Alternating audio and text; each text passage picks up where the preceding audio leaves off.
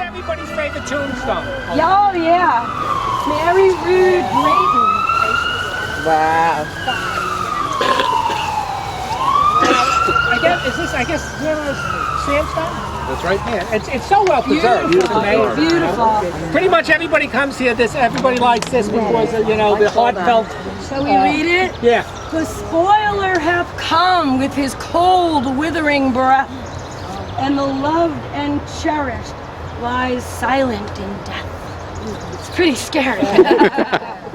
His Henry, her husband, is on the other side. They came from England in about 1816 to Jersey City. Henry was one of the organizers, the first organizers of the cemetery. The cemetery, yeah. It does say that she died in North Bergen. That's only because the Jersey City Heights at that time was North Bergen. After they lived in Jersey City, they moved up to Five Corners, that area, and they actually operated a tavern called the Bull's Head Tavern up there, where she died. Henry, on the other side, her husband, died in 1850.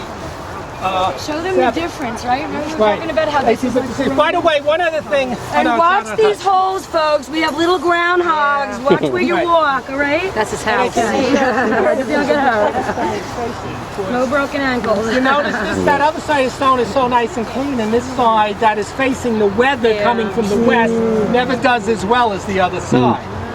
So this is Henry, her husband. John is their son, and you see he died in February 17th of 1875. You know when we passed, and I said that's the apple tree house down there? John committed suicide in the basement of the building right across the street.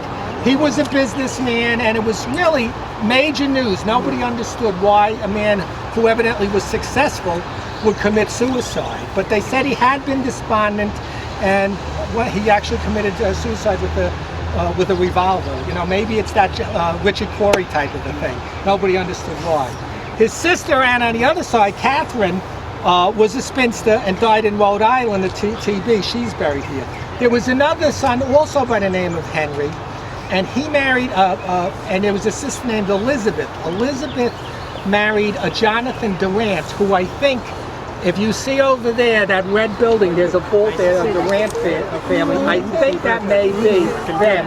And Henry and Jonathan operated a bakery at 56 Montgomery Street called Drayton and Durant through a good part of the 1850s. And Mary was quite the socialite, because there are still, if you Google her, there are still existing newspaper reports of the New York Times where there was a charity ball at the Waldorf, and attending was Mary Rude Drayton and her husband Henry. So she was at every big party in New York. There's a lot of publication still existing about her. And tombstones aren't always correct. The date of her birth over there? 1790 But the date or I think something. was August. Mary died what date? December 12th.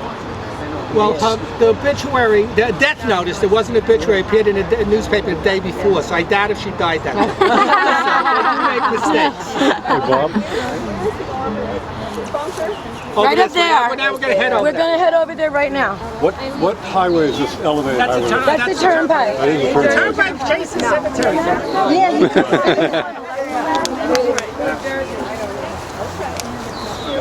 Unbelievable, all I found. Yeah, that's true. Yeah. Is that stone meaning that's the name of the person, or is that just saying I'm a stone?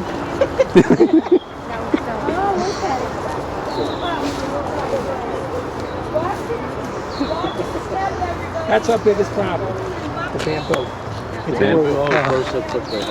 You blink your eye. And groundhog stones. We have 2 red tail holes. Thank you, Victor. We have a lot of wildlife. It's a lovely little sanctuary. Right here you can see maybe is what the biggest threat to the cemetery, and it's that bamboo that keeps growing over there. You gotta see the other side. Forest over there. I just assumed somebody came and planted a bamboo plant at one of there, and it just took root, and it's just taking over, and it just grows so fast and it's so hard to get rid of. It is. But it's creating a problem.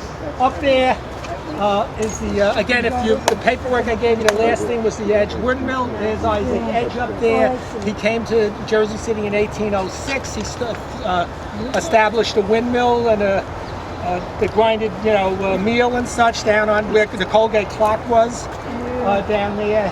The family lived here for many times. He died, I think, in 1856, does it say? I don't know how many people are buried. I've been in contact with, by the way, I've been in contact with a descendant of the Drayton family who lives in Hoboken. And there's a lot of edges who I've been in contact with. We just found the edges. Did you find it? Two existing. There's a lot in there. I'm going to tell you, there's a residents. lot in there. There was one of the daughters married a Charles Gray Parker, who was a noted illustrator back in the 1880s. He's buried in there. The Fleming family, they married in. There's a lot of. By the way, the Edge family also, after Isaac, one of his sons started a fireworks factory in Jersey City. Jersey City was actually at one time a large manufacturer of fireworks. I don't know why, but they were. And they're up in there. But you can see that this. Now, by the way, I don't know if you all heard it, but if you came here a year ago, you would not even know that was there. No. This was completely covered. It looked like a forest. You didn't know there was you could just see trees going up as far as the eye could see. And we saw a map. We found a map from 1829. And on the map, it showed you a little doorway and it said receiving vault. And we thought, where could a receiving vault be? We never saw it. It must be gone.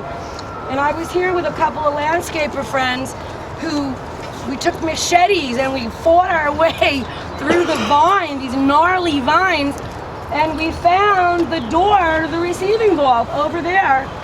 Then we started cutting across, and all of a sudden we realized there was a staircase behind this forest. Stairway to heaven. Yeah. And little by little, all our volunteers every Saturday, you had to see us, the group of us with jumpsuits and machetes, knocking down everything. And finally, we got some help. Tom DeGees, the county executive, was such a big help to me. I asked him, please, we need some help. And he sent me a prisoner detail. It was December. We were out here barbecuing hamburgers and hot dogs for about 35, 40 prisoners in orange jumpsuits. They were up here with power tools, knocking down trees, and they were such a big help to us. We never could have done it alone. Bunch of silly girls trying to knock down all these trees.